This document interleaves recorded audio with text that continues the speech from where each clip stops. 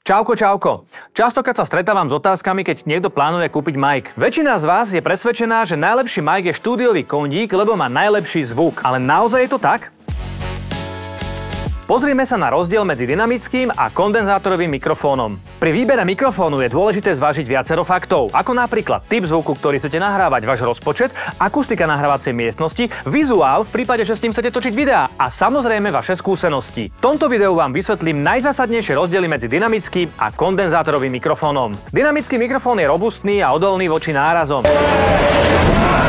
Zvykne sa vykresľovať ako ten, ktorý sa drží v ruke. Je ideálny pre nahrávanie hlasu, bicích nástrojov, gitarových komp alebo dýchových nástrojov. Jeho hlavným poznávacím znakom je to, že dokonale sníma hlavne zblízka a dobre znáša silný akustický tlak. Kondenzátorový mikrofón je citlivejší ako dynamický a je ideálny pre nahrávanie vokálov, akustických nástrojov a detailných zvukov. Kondenzátorové mikrofóny zachytia širšie dynamické spektrum a ich zvuk je oproti väčšine dynamických priezračnejší v celom frekvenčnom spektre. Ich poznávacím znakom je, že potrebujú napájanie 48 V. Bez tzv.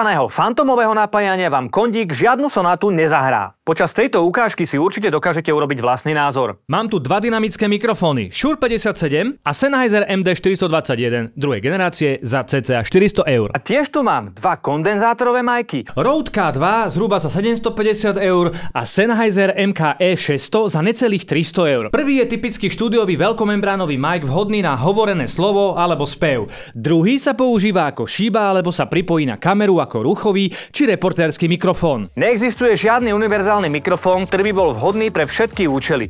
Dôležité je zvážiť vaše potreby a vybrať si mikrofón, ktorý vám bude vyhovovať. Ako sa hovorí, koľko ľudí, toľko chutí a koľko mikrofónov, toľko aplikácií. A ty ma nezabudni sledovať.